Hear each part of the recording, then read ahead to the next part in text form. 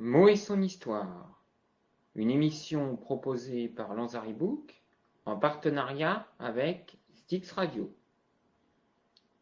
Aujourd'hui, dans Mo et son histoire, je vous propose de poursuivre notre épopée meldoise concernant cette fois-ci, le XVIIe siècle.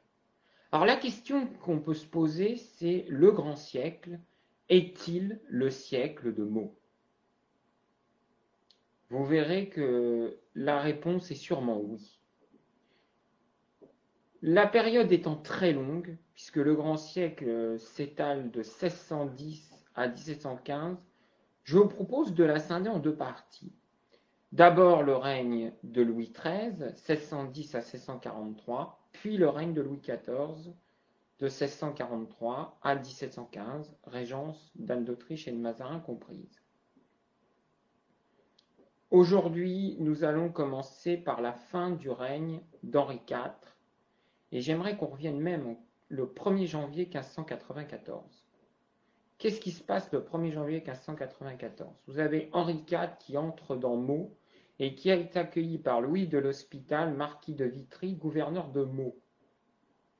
Et ce marquis de Vitry, gouverneur de Meaux, va devenir le capitaine des gardes d'Henri IV. Et c'est lui qui va le supplier, le 10 mai 1610, de ne pas se rendre à l'Arsenal, car il craignait un assassinat. Et Louis de l'Hospital, marquis de Vitry, avait vu juste, puisque Henri IV se fait assassiner par Ravaillac, rue de la Ferronnerie, en plein Paris.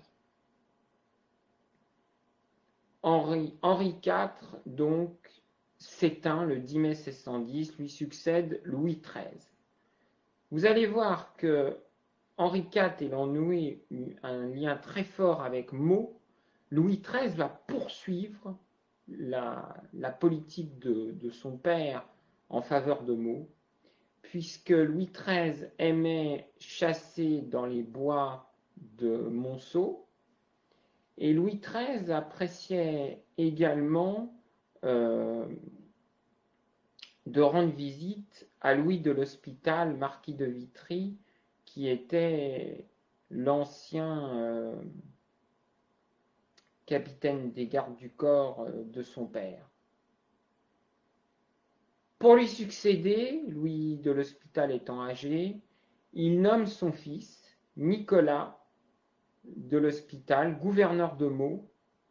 Il est aussi le marquis de Vitry, et il le nomme capitaine de ses gardes. Et c'est ce Nicolas de l'Hospital qui, le 24 avril 1617, va lui permettre de prendre le pouvoir personnellement en faisant assassiner le maréchal d'Ancre, Concino Concini, le favori de la reine-mère Marie de Médicis, en sortant du Louvre. Voyez l'imbrication entre Meaux et l'histoire de France. Le gouverneur de Meaux, Nicolas de l'Hospital, marquis de Vitry, était capitaine des gardes du corps du roi, et c'est lui qui a permis à Louis XIII d'accéder au trône, d'accéder au pouvoir véritable, en se débarrassant de son pire ennemi, Concino Concini. Extraordinaire, non? Et ça ne va pas s'arrêter là, car Louis XIII va continuer à rendre visite il va rendre visite au moins une fois à Nicolas de l'Hospital, marquis de Vitry, lorsqu'il est à Meaux en 1633.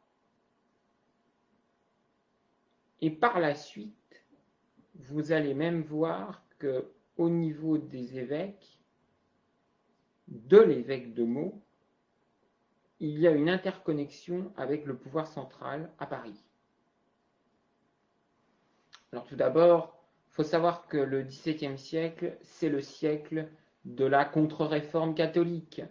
Face à la réforme protestante, les catholiques essayent de réformer l'Église catholique, apostolique et romaine également.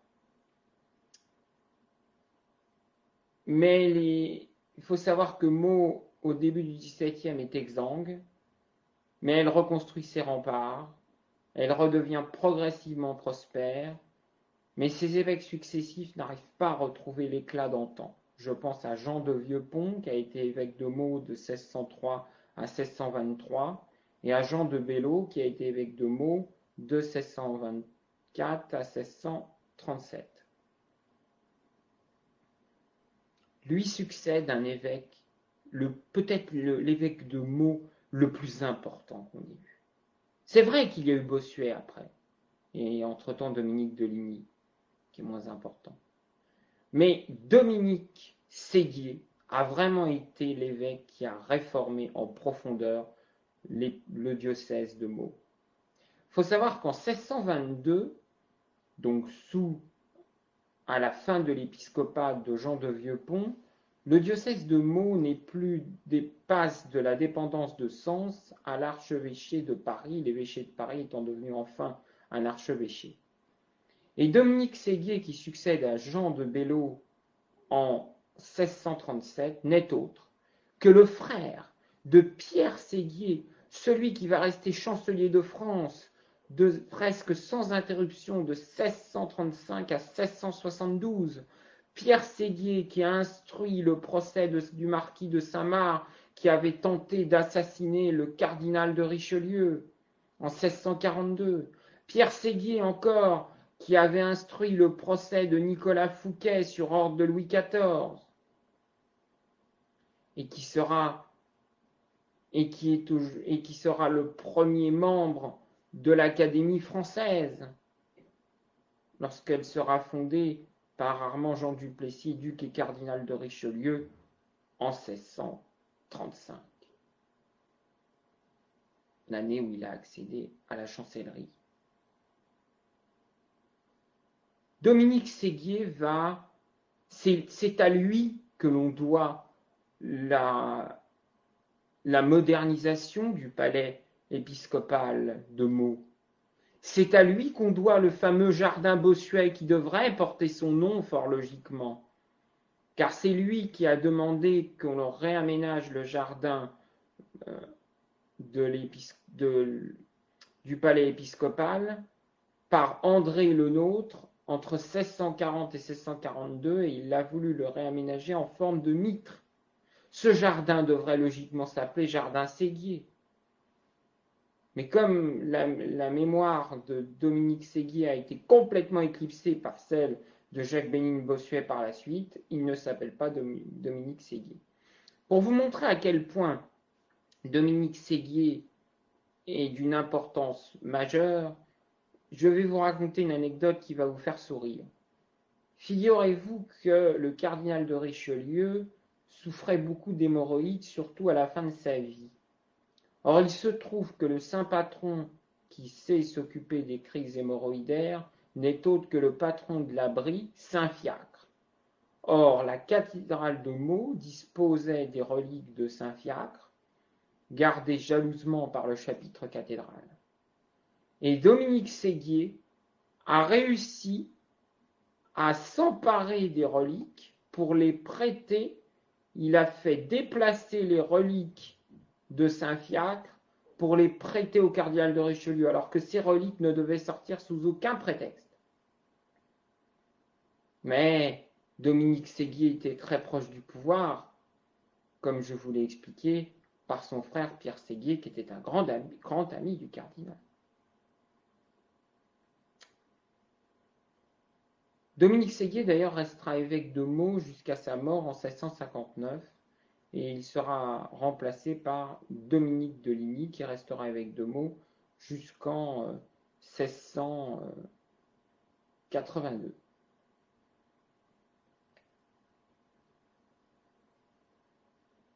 Vous voyez, la première moitié du XVIIe siècle est véritablement caractérisée pour Meaux par une imbrication très importante entre l'autorité politique et l'autorité religieuse, et en même temps, Meaux a retrouvé les bonnes grâces du roi de France, et Meaux apparaît comme une ville d'importance majeure dans le grand siècle. Nous verrons que par la suite, il en sera aussi le cas au règne suivant, celui de Louis XIV. Je vous remercie de votre attention. Vous pouvez désormais retrouver toutes mes émissions sur la chaîne YouTube Lanzaribouc Meaux et également sur ma chaîne YouTube Benoît Cazer, un autre regard sur l'histoire, lorsque j'aurai eu le temps de les mettre, bien sûr. Mais pour l'instant, allez sur Lanzaribouc Meaux, c'est vraiment la chaîne YouTube officielle où vous retrouverez toutes ces émissions, car c'est Lanzaribouc qui a eu l'initiative de cette émission. Je n'en suis que le modeste présentateur et historien.